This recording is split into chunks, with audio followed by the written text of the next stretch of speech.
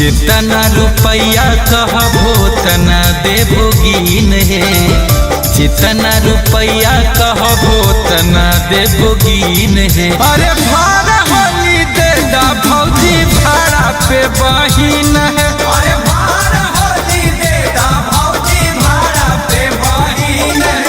ए भौजी दे दा ना, दे दा भाड़ा पे बहिन है।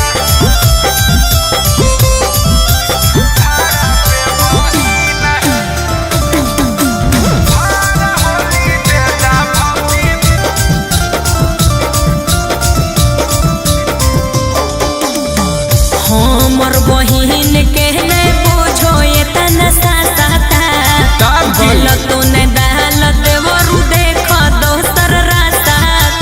ऐसे कैसे बुझो देवारा के फिलावा है भाऊजी, होली में तोरा माता दिलावा है भाऊजी। रोते पिचकरिया हमर फगुआ के दिन है, रोते पिचकरिया हमर फगुआ के दिन है। अरे भार होली दे दा भौजी भाड़ा पे बहिन है। अरे भार होली दे दा भौजी भाड़ा पे बहिन है। भाड़ा पे बहिन है। भाड़ा पे बहिन है।